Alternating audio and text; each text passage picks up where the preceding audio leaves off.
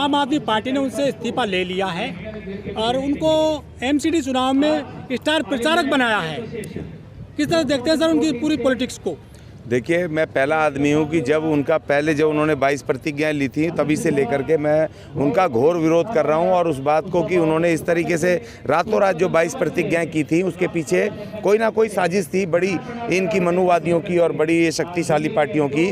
दलित आंदोलन को, जो दलित पॉलिटिक्स 2024 में इन मनुवादियों के विरुद्ध खड़ी होनी है पूरे देश में, जो हमारा संविधान खतरे में है और 2024 में इन मनुवादियों को यहाँ आने से रोकना है सत्ता में, उसकी जो तैयारी चल रही थी उस तैयारी को ठेस पहुंचाने के लिए, उस तैयारी को अवरुद्ध करने के लिए राजेंद्र पाल गौतम जी को मोहरा बना के इन्हीं मनुवादी पार्टियों ने उनको 22 प्रतिज्ञाएं करवाई थी। अचानक एकदम से उसको ला करके और नीला रथ घुमाया 15-20 दिन, एक महीना, और ये 22 प्रतिज्ञाएं करके हाईलाइट करवाया। वो मकसद ये था कि 2024 में अनुसूचित जाति जनजाति का जो मूव खड़ा होना है और मनुवादियों को रोकना है, उसको डिस्टर्ब करना। और दूसरी बात ये कि जो आपने कहा कि राजेंद्र पाल गौतम जी का इस्तीफा ले लिया, इस्तीफा उन्होंने लिया या इन्होंने दिया, इनकी मिली भगत थी, मगर इन्होंने पार्टी सदस्य से इस्तीफा आज तक नहीं दिया, पार्टी की सदस्यता, प्राथमिक सदस्यता से। और दूसरी बात ये कि अब आना एमसीडी में इनका स्टार प्रचारक के रूप में जब लिस्ट में नाम आया तो हमने जब कहा कि भाई देख लो ये तो साबित हो गया,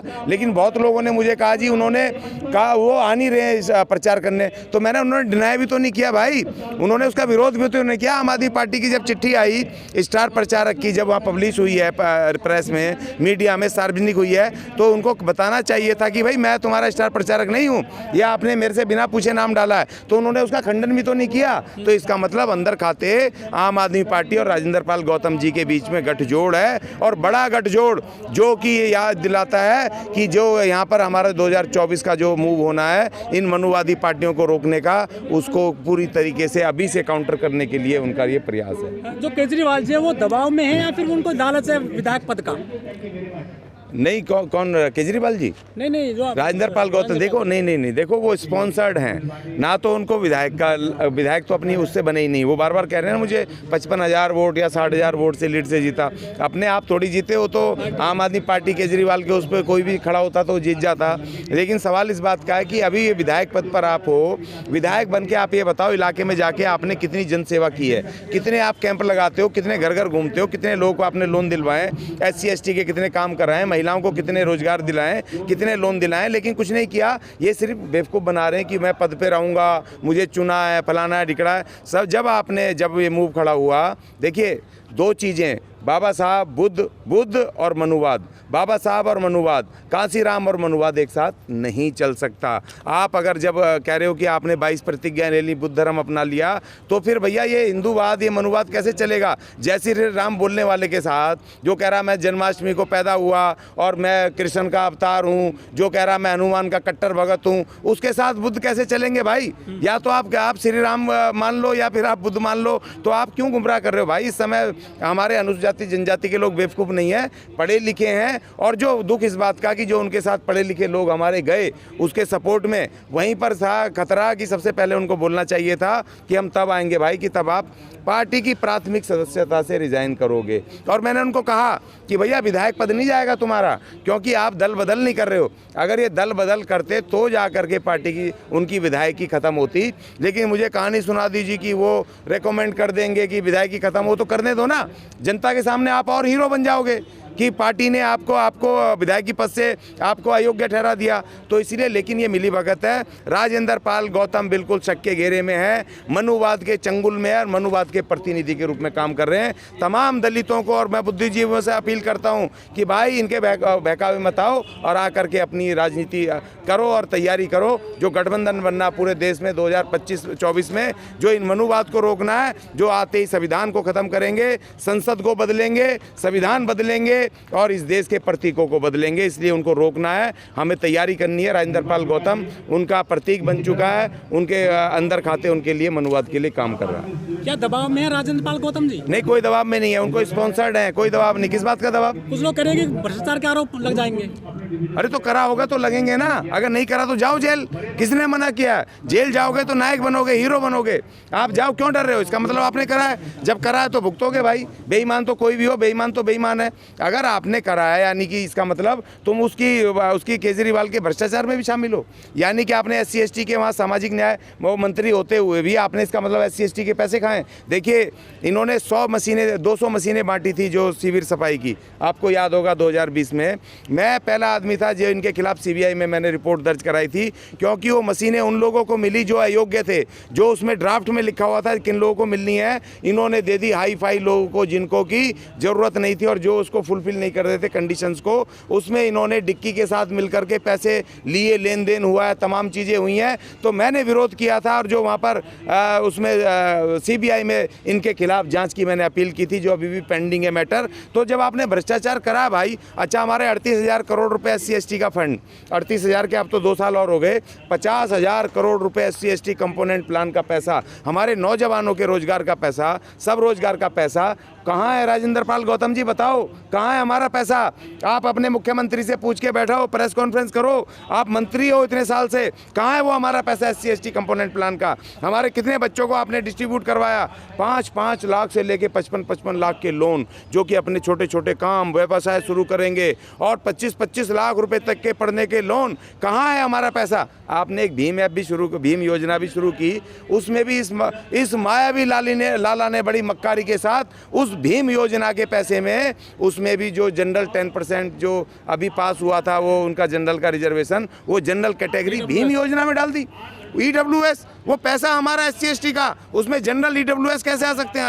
अलग क्रिएट करो ना। और हमारा मंत्री देख रहा है, जो SC का मंत्री वो देख रहा है, रिजर्वेशन खत्म होते हुए देख रहा है, हमारे दारू के अड्डे जब खत्म हुए सरकारी, हमारी उसमें नौकरियां खत्म होते हुए देख रहा है, और 22 प्रतिज्ञा लेके नायक बनने की कोशिश कर रहा है, और हम भ्रमित हो रहे हैं। तो इसलिए के बारे में सब कुछ कहेंगे जो जेल में तो ये फिर ये मंत्री क्या पैरवी नहीं कर पाए जो बहुजनों के, जो दलितों के जो अधिकार है उनकी? नहीं, बिल्कुल नहीं। और जिनको डर है कि उनके पास सबूत हैं, जो पैसे इन्होंने घोटाले करे हैं वो घोटाले बिल्कुल ये जा सकते हैं जेल, तो इसलिए ये जेल जाने के प्रेशर में तो हो सकते हैं, तो मान सकता हूँ, मगर ये उनके स्पॉन्सर्ड हैं और ये चेहरा अभी मनुवाद का प्रतीक बन चुके हैं। इनसे बिल्कुल दूर रहें, इनको आम आदमी पार्टी में रहने दो भाई, आप प्रचार करो, मेंबर रहो, जो मर्जी रहो, जब तक आप आम आदमी पार्टी की प्राथमिक सदस्यता से रिजाइन नहीं करते तब तक दलित समाज इनसे बिल्कुल कोसों दूर रहे, मेरी अपील है। ज्ञानी जी, जो राजेंद्र पाल गौतम जी हैं वो बुद्ध की बात भी करते हैं, धर्म की बात भी करते हैं और राजनीति भी साथ साथ लेकर चल रहे हैं, उनको एक पद छोड़ना पड़ेगा या नहीं पड़ेगा? देखिए, मनुवादी भी कहते हैं बुद्ध हमारे 10वें अवतार हैं, तो इसका मतलब क्या कि वो बुद्ध को मानते हैं?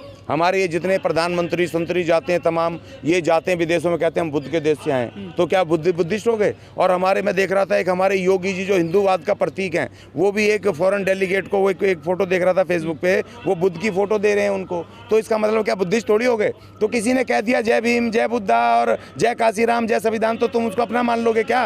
भैया, हमें यही देखना पड़ेगा कि सामने जो बोल रहा है उसके अंदर क्या है, हमें झांकना पड़ेगा। ये काम हमारे जो बुद्धिजीवी हैं, जो हमारे सक्रिय जो राजनीतिक और सामाजिक कार्यकर्ता हैं, ये उनकी जिम्मेदारी है कि वो पहचाने और बताएं समाज को कि ये धोखेबाज है, ये हमारा नहीं है, इससे सावधान रहो भैया। जब तक कि आप रिजाइन नहीं करोगे, मैं बार बार कह रहा हूँ, तब तक हम स्वीकार नहीं करेंगे, किसी हालत में नहीं करेंगे, आपको रिजाइन करना पड़ेगा। कुछ लोग कह रहे हैं कि जो राजेंद्र पाल गौतम जी हैं वो 2 नावों पे सवार हैं और इससे उनकी जो है किनारा नहीं मिलेगा उनको आसानी से, डूबने वाले हैं, बिल्कुल बस छेद हो चुका है, डूबने ही वाले हैं, ठीक है ना। 2 नावों पे कभी नहीं चल सकते आप। जय श्री राम और बुद्ध तो कभी चल ही नहीं सकते ना एक साथ। हाँ। मुझे बताओ ना, वो जय श्री राम का नारा लगा रहा है वहाँ पे लाला, ये यहाँ पर 22 प्रतिज्ञाएं लेकर के कह रहे हैं नमो बुद्धाय, जय बुद्धाय, जय भीम है, और वो वहाँ जाके अगले दिन रात को लाला मायावी, इनका जो अध्यक्ष है लाला, वो कह रहा है जय श्री राम, मैं जन्माष्टमी के दिन पैदा हुआ, मैं हनुमान का कट्टर भगत हूँ। अरे जिसको तू कह रहा है प्रतिज्ञा में कि मैं राम को नहीं मानूंगा, श्याम को नहीं मानूंगा, विष्णु को नहीं मानूंगा,